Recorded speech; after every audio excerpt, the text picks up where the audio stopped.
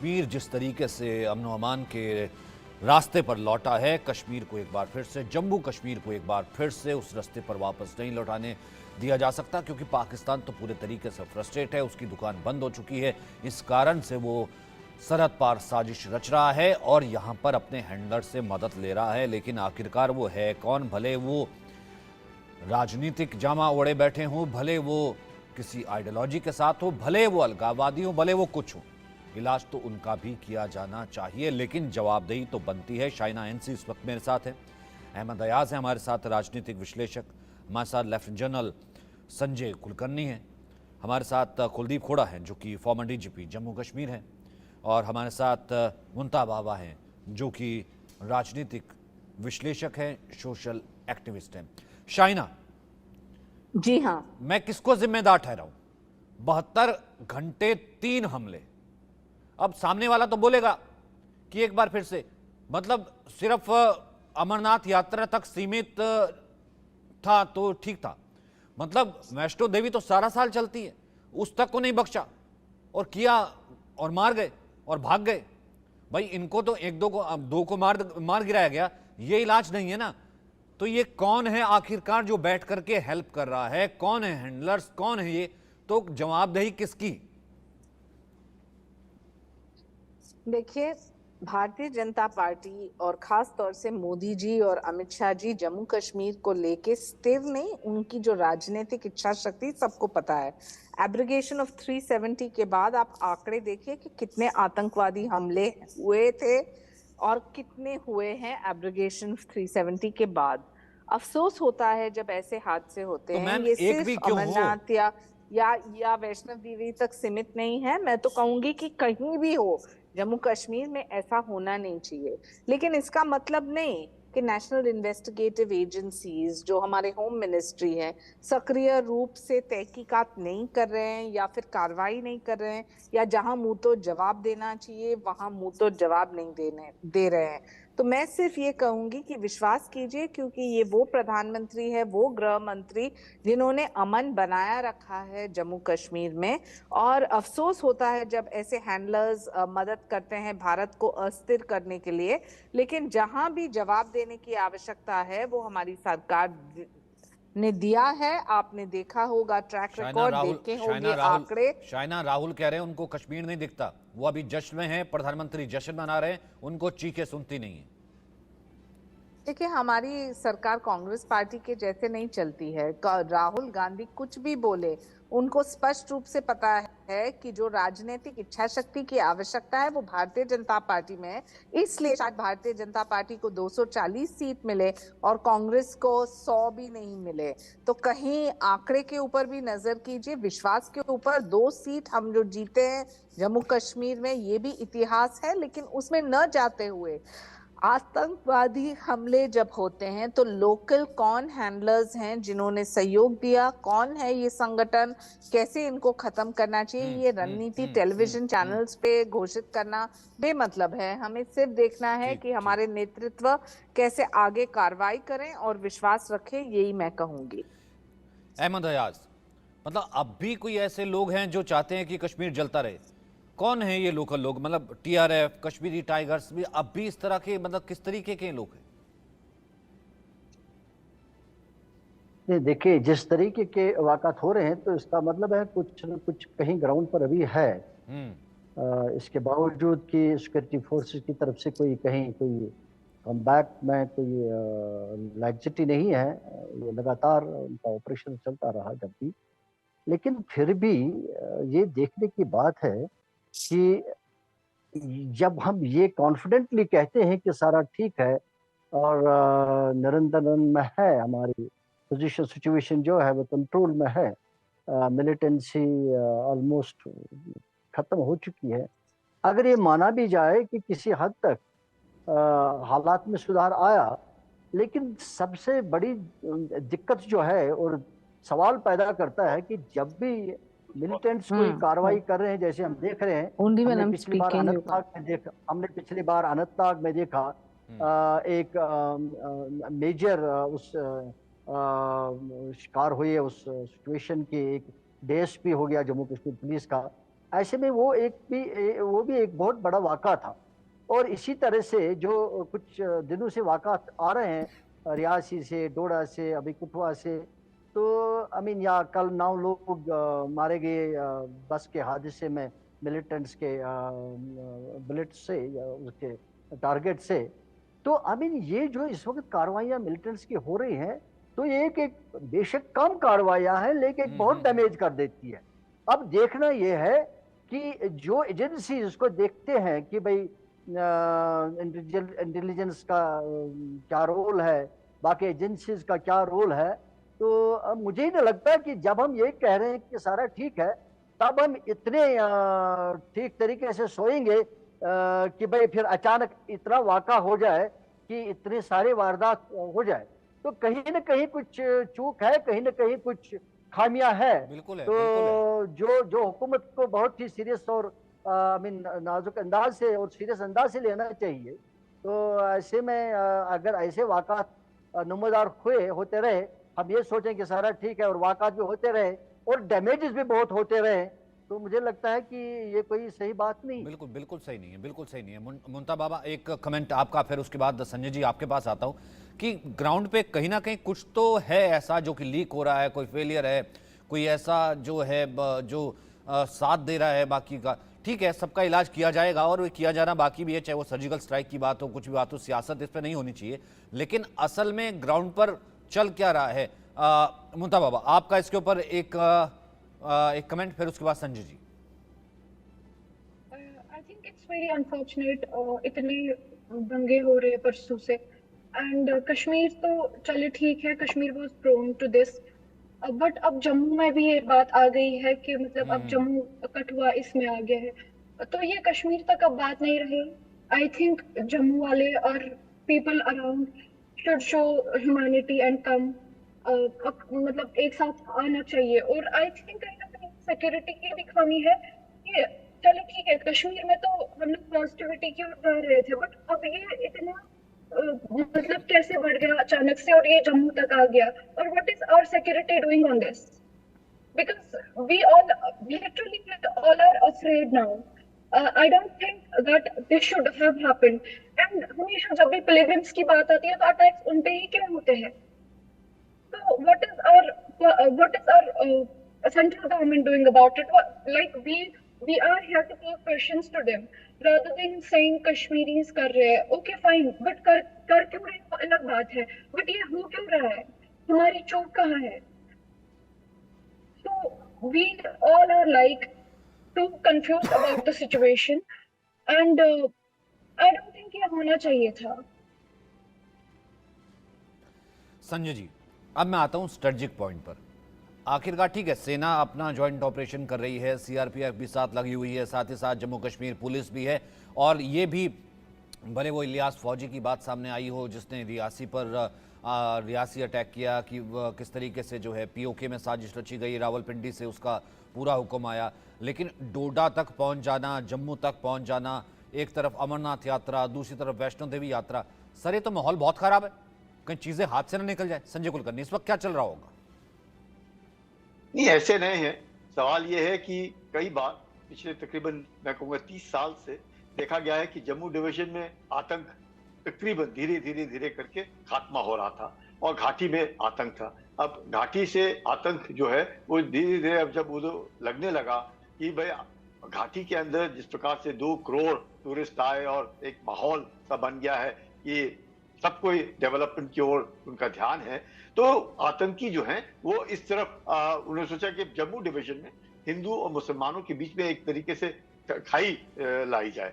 और ये नहीं कि यहाँ पे पहले आतंक नहीं था, आतंक था, पर पिछले मैंने जैसे कहा 30 साल से तकरीबन शांत वातावरण, डोडा में हो, भदरवा में हो, किश्तवाड़ में हो, ठाटरी में हो, रियासी में हो, रजौरी, पुंछ, कठुआ, ये जो इलाके हैं ये कई एक मिक्स पॉपुलेशन के इलाके हैं।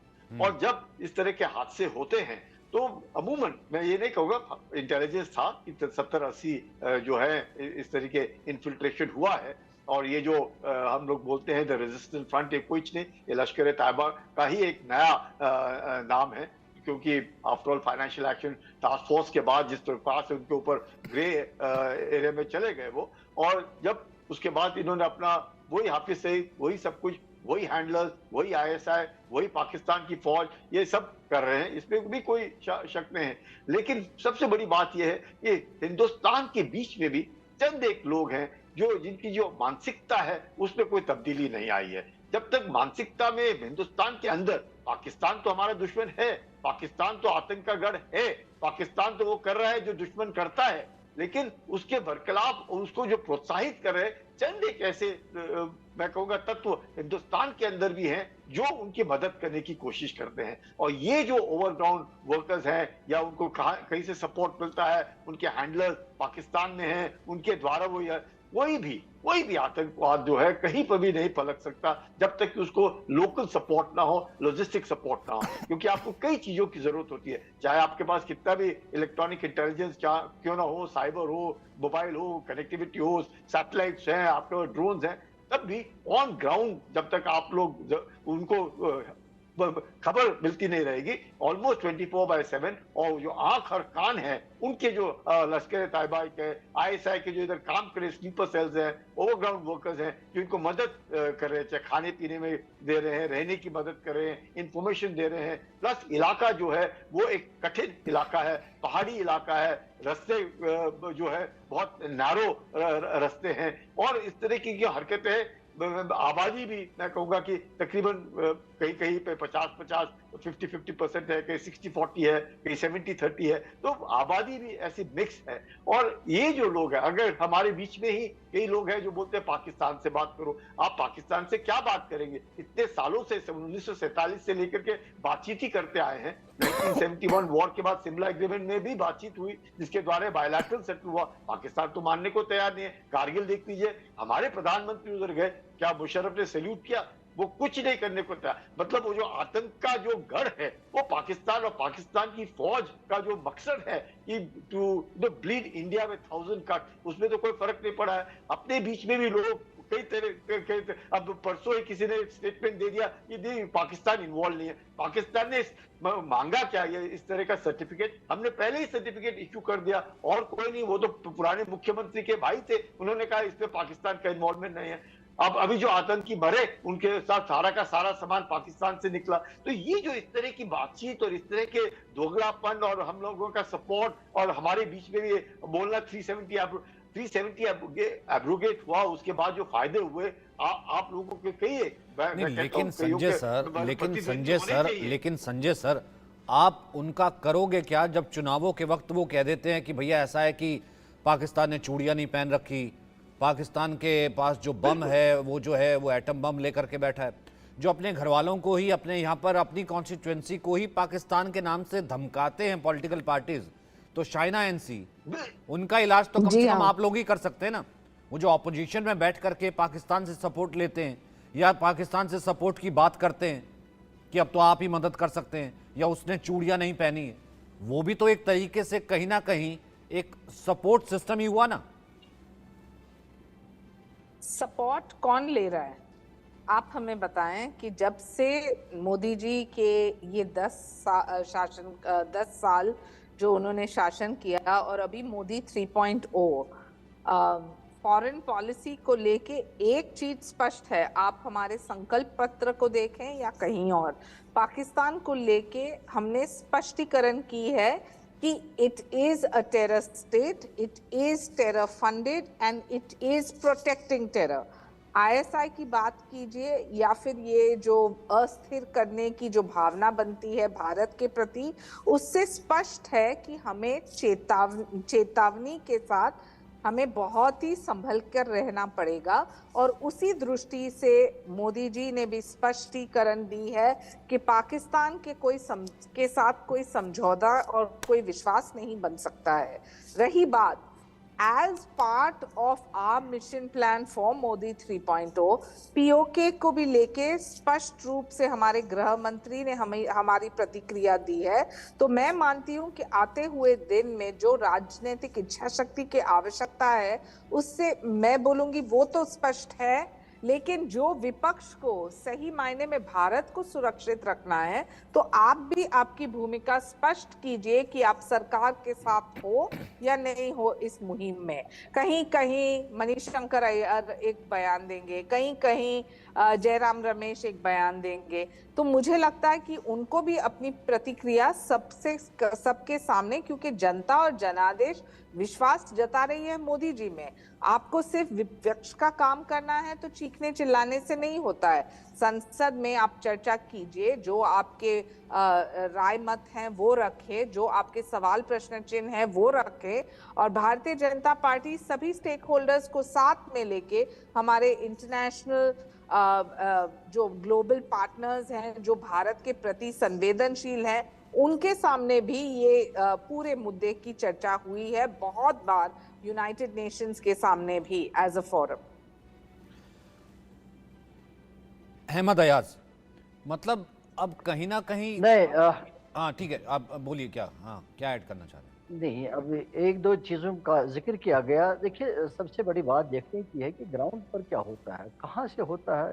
चाहे पाकिस्तान करता है, चाइना करता है, दूसरा तीसरा करता है, या कोई लोकल सपोर्ट है, इसी this is I mean this past, we are discussing for last 32-35 years. I fail to understand. मुझे बड़ा दुख हो जाता है जब अभी भी 35 साल के बाद हम यही सियासी बयानात सुनते आ रहे हैं, और हर एक इसमें सियासी खेल कर रहा है।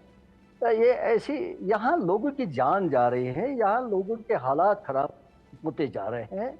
अभी यहाँ टूरिस्ट सीजन इस साल बहुत बढ़ रहा है, पिछले साल से यात्राएं चल रही हैं, यात्राओं का आगाज है। तो हम अभी ये सियासत की बात, उसने किया, इसने किया, अब मुझे खुदारा बताइए, कोई तो इसको देखने के लिए तो है ना कि कौन कर रहा है। भाई, लेकिन कुछ ऐसे लोग तो बैठे हैं ना, भले वो राजनीतिक नहीं, आप लोग मेरी हों, बात जो बैठे सुनिए, हैं, जो अपने मेरी बात लोगों को सुनिए। डरा रहे हैं। कौन है मेरी जो बात भारत सुनिए, को अस्थिर मेरी करना बात चाहते सुनिए, हैं सर? चाहे फारूक अब्दुल्ला वो साहब है, लोग चाहे कौन है जो पाकिस्तान भारत साहब है, को चाहे अस्थिर कितना चौथा करना साहब चाहते है, हैं? आप लेकिन कोई उजागर तो यहाँ कीजिए। देखने चलिए, के हम लिए है ना नहीं कि बोलते। कौन क्या कर रहा है। 35 साल से हम इसको ये नहीं देख पा रहे कौन कर रहा है, और उसका ट्रीटमेंट नहीं कर रहे हैं। अभी भी हम 35 साल गुजर गए इस हालात को देखते हुए हमें, और 35 साल के बाद भी हम यही कह रहे हैं। अभी हम कह रहे हैं कि देखिए, भाई हमें सिर्फ अमन और शांति चाहिए ना, यही लक्ष्य है। लक्ष्य ये है कि हमें अमन और शांति चाहिए। आरोप लगाने से आप क्या सिद्ध कर सकते हैं? या फिर आप बता दीजिए कि कौन है ये लोग जो भारत को बार बार अस्थिर करना चाहते हैं? उसने किया, इसने किया, that is not an issue. कौन क्या कर रहा है, that there is an agency to see. Government को देखना चाहिए, एजेंसी को देखना चाहिए कहाँ क्या हो रहा है, उसको टैकल करना चाहती हूँ कि अगर 370 पे आप लोग बोल रहे हैं कि कुछ लोग थे जिसको इसको अपोज कर रहे हैं, आई थिंक अपोज करने वाले चले ठीक है, जो इसको आप सपोर्ट कर रहे थे वो लोग अभी चुप बैठे हुए हैं जस्ट बिकॉज ये अटैक्स हो रहे हैं। 370 होने के बाद भी यहाँ क्या हो रहा है, ये अटैक्स क्यों हो रहे हैं, बेगुनाह लोग क्यों मर रहे हैं, आप लोग क्या कर रहे हैं? There are so many questions. Being a common person, we can raise so many questions. आप हमें नहीं बोल सकते कि आप ये बोल रहे हो, आप ऐसे थोप नहीं सकते। हम यहाँ पे थोपने के लिए बैठे, हम किसको, हम पॉइंट आउट किसको करें? We are supposed to ask questions. आप लोग अगर सत्ता पे बैठे हैं, आप लोग अगर बोल रहे हैं कि सब ठीक है, सब पॉजिटिव है, कहाँ है वो पॉजिटिविटी? पहला क्वेश्चन आपका 370 आ जाता है, दूसरा क्वेश्चन आप लोग का हमेशा आता है हिंदू मुस्लिम, कश्मीर के लोग, कश्मीर के लोग, कश्मीर के लोग क्या? चलिए ठीक है, मानते कश्मीर के लोग हुए, अभी तक क्या था? जम्मू में कैसे आ गए? जम्मू तो हिंदू मेजॉरिटी है ना। तो इस पे देखने का, इस पे गौर करने का तो हमें गौर करना है ना, ये हो क्या रहा है। चलो ठीक है, यहाँ पॉजिटिविटी आ गई, दैट मींस सिक्योरिटी ने कंट्रोल यहाँ पे कर लिया था एक पॉइंट तक, ठीक है, fine, we got it. But चूक कहाँ पे हो गई कि सिक्योरिटी को इतना भी पता नहीं चला कि हम लोग को यहाँ से जम्मू तक कहाँ से पहुंच गए। बॉर्डर एंड जम्मू में काफी फासला है, वहां कैसे पहुंच गए? And who are the people who are supporting there? उनको टैकल क्यों नहीं किया अभी तक? तो ये किससे पूछ रही हैं आप, किसकी जवाब देंगे? I'm asking this to the I think here is some other guest, female guest. I'm sorry, I don't remember the name, but they're saying now that we are not supposed to ask questions. या चलो ठीक है, पूछने से कुछ नहीं होगा। I did on the Ahmad साहब की बात में मैं ऐड ऑन कर रही थी। शाइना, ये आपसे पूछ रही हैं कि सिर्फ कश्मीर तक तो ठीक था, ये तो जम्मू में भी पहुंच गए हैं। और आप कहाँ बैठे हैं? आप कंट्रोल नहीं कर पा रहे, क्योंकि ये तो खुद कश्मीरी है, इस वक्त ट्रैवल कर रही है, हालांकि बहुत फ्रीली। अभी तो कोई खौफ नहीं, मुझे नहीं लगता, लेकिन कह रही है कि बहुत खौफ में है। देखिए, कानून का खौफ एक चीज है, लेकिन यहाँ लक्ष्य क्या है? लक्ष्य ये है कि भारत सरकार हो या जम्मू कश्मीर की आवाम हो, सभी चाहते हैं अमन शांति।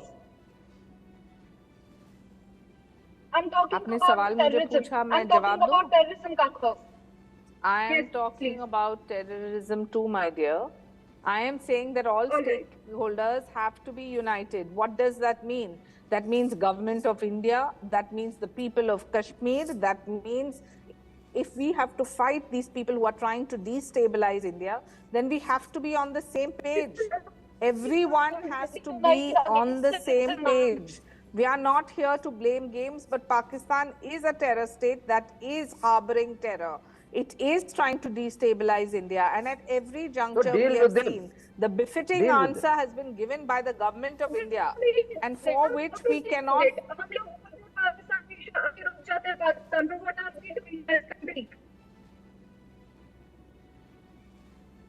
जी संजय सर, ये देखिएगा, ये जो मानसिकता है ना, ये जब तक मानसिकता दूर नहीं होगी, आप मुझे ये बताइएगा, Pakistan is a terror state, इसमें कोई नहीं। Pakistan uses terrorism as an instrument of state policy. Sir उससे सवाल नहीं पूछते, नहीं, उससे वो होएगा नहीं, उससे सवाल नहीं पूछते, सवाल सारे इधर ही सही है।